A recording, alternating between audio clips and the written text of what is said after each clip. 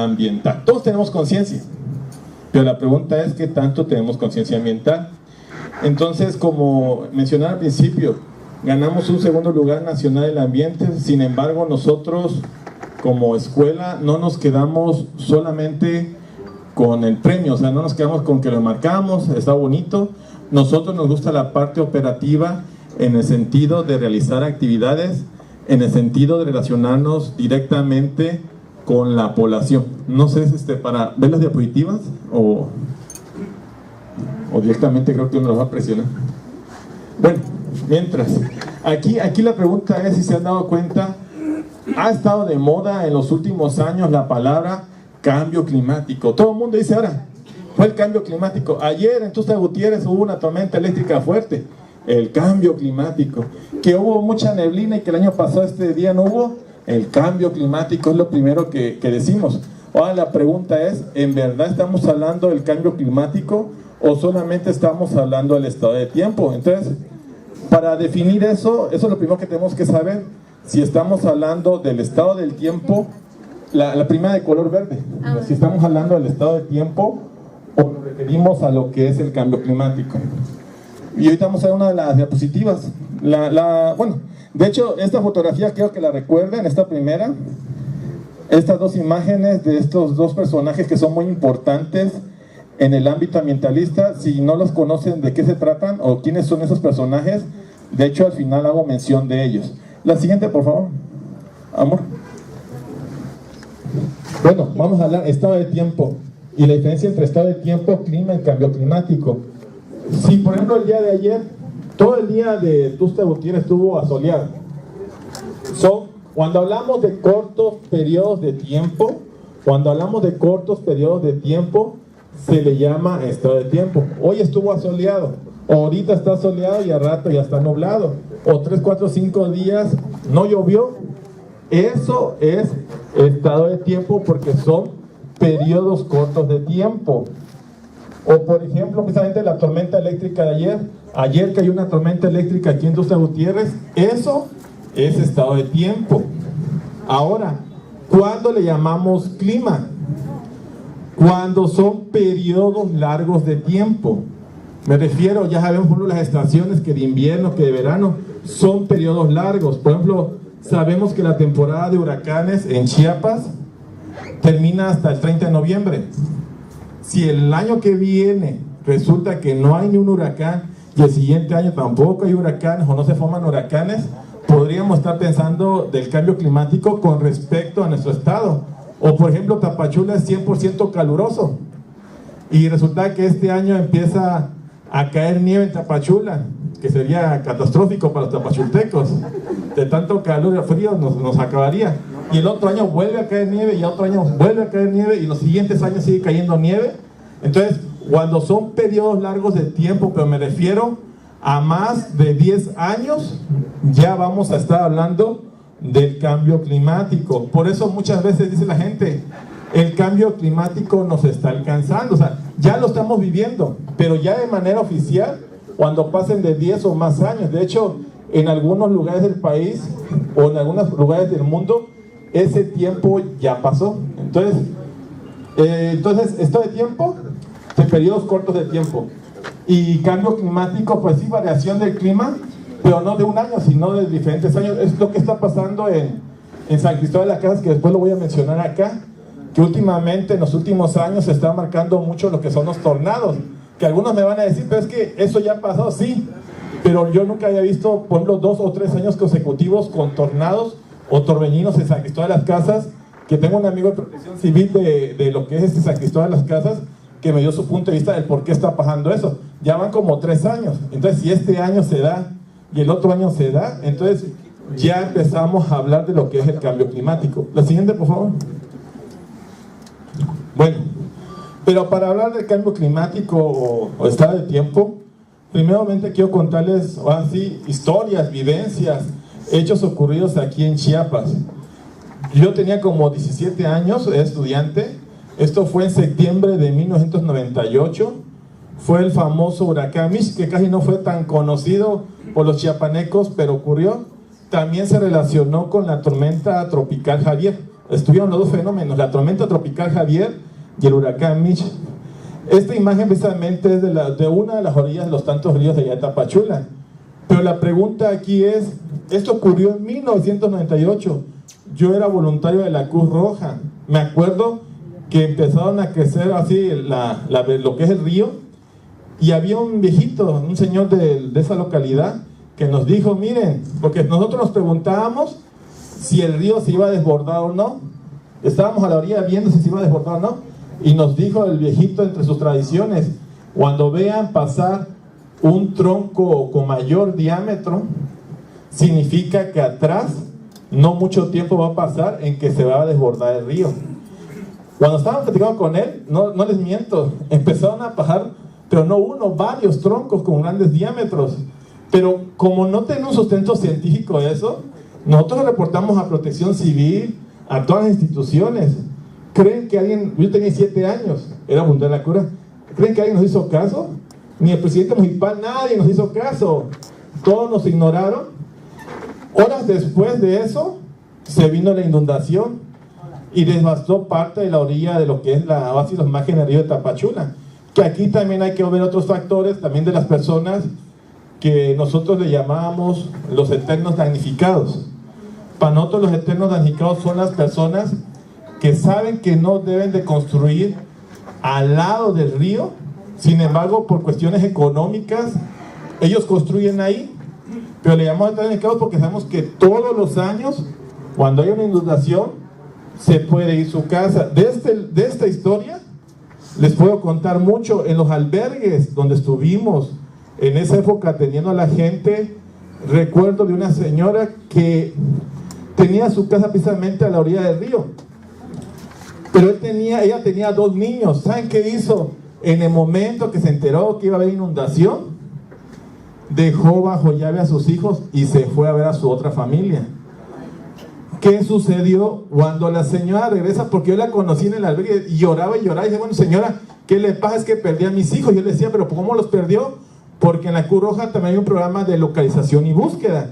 Entonces, cuando me empieza a decir, no, lo que sucedió fue de que mis hijos se quedaron en la casa, yo no llegué a tiempo. Entonces lo que sucedió después fue que la casa se la llevó el río, se deslavó de abajo, se lo llevó el río con todo y sus hijos. La gente trató de salvarlos, nunca supo dónde quedaron los restos de su hijo, porque hay que recordar que los ríos de Tapachula van a desembocar a lo que es el mar o Puerto Madero en este caso. Pero la pregunta aquí es, más allá de la tragedia que también le pegó a Huistla, me acuerdo que el río de Huistla trae a todo Huistla, desapareció otra comunidad llamada Valdivia, que es un pueblo fantasma allá de la costa de Chiapas. La pregunta es, esto fue en 1998, ¿los chiapanecos aprendimos algo? ¿Los chiapanecos dejamos de contaminar? ¿Dejamos de tirar basura? ¿Dejamos de quemar basura fuera de la casa? O sea, ¿qué verdaderamente pasó? La respuesta llegaría unos años después. La siguiente, por favor. Llegó precisamente, ese sí creo que todos lo conocemos porque fue, todos los noticieros llegaron de Oasis del Mundo, que fue el huracán Stan en el 2005. Recuerdo que cuando fue lo del huracán Mitch, no tengo ahorita el dato preciso de la cantidad de agua que dijeron que iba a caer. Yo estaba dando clases en una universidad, un día antes de la tragedia, dieron el aviso que iba a ser el doble o el triple de agua de cuando fue el huracán Mitch. Entonces mis alumnos me decían de universidad, profesor, ¿mañana va a venir usted? Pues no voy a venir. ¿Para qué viene? Porque mañana va a haber tragedia aquí en Tapachula. ¿En qué se basó usted? Pues en la cantidad de agua que cayó en el 97, dicen que es el doble o triple en esta ocasión. Yo les sugiero mejor quédense en sus casas. Pero resultó que la mayoría de mis alumnos viven a la orilla del río. Hay una colonia llamada Xochimilco, las Américas. Entonces cuando me dijeron que vivían ahí, dije que mejor se salían de ahí. Si les decían albergues, fueran un albergue. Y esto fue mucho peor, yo sé que muchos de ustedes han de conocer o tuvieron familia ahí que perdieron. Por ejemplo, una compañera o una amiga, uno de los puentes, su papá es trailero o era trailero. La cuestión está que cuando los puentes empezaron a quebrar, por decirlo así, el señor, la imprudencia, el quererse hacer el valiente, pues le metió y quiso pasar el puente. y le dijeron adelante. Entonces cuando va pasando el puente con el tráiler, se desquebraja el puente y muere. O sea, hubo muchas muertes, gente que falleció en sus casas porque la gente tenía miedo a que les robaran. Se fueron a los techos, pero cuando quisieron que los salvaran, ya no se podía. También vi mucha gente que se hicieron el valiente, que estaba a la corriente del río y llevaron carros. Y simplemente esas personas te hacían señas que los ayudabas para rescatarlos, pero ya era demasiado tarde. Pero a lo que yo voy es esto, o sea, esto fue en el 2005, lo anterior fue en el 97, y la respuesta que decía que si los chiapanecos en ese momento aprendimos a respetar la naturaleza, pues la respuesta fue no. Aunque también, déjenme decirles que en este último año ya existen los grupos antiambientalistas, que son los que te dicen, oye, eso del cambio climático es una mentira. Eso que si quemo basura y que el efecto invernadero es una mentira. Los antiambientalistas se basan en decir que estos fenómenos siempre han sucedido, que los desastres naturales siempre han ocurrido. Y yo también apoyo esta idea, siempre han ocurrido, pero en este caso o indirectamente el ser humano ha contribuido a acelerar este fenómeno. Entonces, la siguiente, por favor. Esta fotografía precisamente la tomé un día después de cuando inició el huracán Stan. Aquí lo importante, no sé si cogen ahí en Tapachula, donde está el Seguro Social, había varias cuadras antes del río. Cuando ocurrió el Stan, el margen del río ya quedó al lado del Seguro Social. Todas esas casas desaparecieron. De hecho, la bodega del Seguro Social también se la llevó, la tuvieron medio que reconstruir, y entró agua a los primeros pisos del Seguro Social. Hay fotografías de eso. Pero miren, ahora sí, estas casas, ¿quién puede vivir ahí? La fuga de naturaleza es grande, pero como digo, mucha gente que por no querer perder sus cosas, pues sí las perdieron, pero también perdieron sus vidas. Esto es parte de lo que pasó en el 2005. La siguiente, por favor. Ahora, la cuestión está aquí que después vinieron otros fenómenos naturales. El 2007, en el 2007, pues nos habían avisado ahí en la televisión, mañana fuertes vientos, lo esperamos toda la noche, la gente despierta, esperamos la madrugada, pues tenía 2 años apenas que había pasado el huracán Stan. La cuestión está que como a las 6 de la mañana se empezaron a sentir los aires. Pues toda la gente, así la imprudencia, y me incluyo yo, la imprudencia de que ve el espectáculo, porque lo que se estaba viendo a las 6, 7 de la mañana en el 2007 era como la lámina de los vecinos estaban volando. Eso fue una lluvia de láminas en aquella ocasión en el 2007, y en el 2013 Bárbara volvió a golpear. No digo que es otra Bárbara, pero coincidió el nombre en este caso. La cuestión está acá, que si se dan cuenta, los tiempos se van reduciendo, los tiempos cada vez son menores. No sé si se han dado cuenta que los noticieros, de hecho también cuando hubo una inundación reciente aquí en Tuxtla Gutiérrez, escuché decir de Pedro Municipal, es que llovió, pero llovió de más. Y eso es lo que he visto a nivel nacional. La gente dice, bueno, siempre se inunda así, pero ahora está lloviendo más. Entonces, ¿quién es el responsable? ¿La naturaleza o el ser humano? La siguiente, por favor. Bueno, esta es imagen, pues, de la protección civil, de hecho está en las redes sociales, ¿no? San Cristóbal de las Casas. Yo estuve platicando el año pasado durante un taller de cambio climático allá, y debatíamos, o sea, ¿por qué se está formando esto? O sea, ¿qué está pasando? Y la hipótesis que se tiene con respecto a este torbellino es que debido a los desgajamientos de los cerros de las empresas transnacionales mineras, ese desgajamiento de cerros está permitiendo que el aire caliente de Tuxtla Gutiérrez llegue fácilmente al aire frío de San Cristóbal de las Casas, acelerando este fenómeno. Se supone o se suponía que el presidente municipal de San Cristóbal de las Casas ya había parado a las empresas mineras de seguir desgajando los cerros. Yo no he ido a San Cristóbal recientemente, no sé si ya se detuvo o ellos siguen desgajando los cerros, que independientemente que están provocando este fenómeno, también están desapareciendo los paisajes naturales que son de San Cristóbal de las Casas. Pues ahora sí es un lugar muy bonito y muy verde. La siguiente, por favor. Ahora en las más recientes, ¿no? Estas redes sociales ya está de moda. Esta es de Tuxtla Gutiérrez, ¿no? Hace, creo que menos de un mes. Recuerdo que, bueno, según las noticias, ustedes me lo pueden confirmar, ahí decía de que un maestro fue arrastrado con su carro y falleció.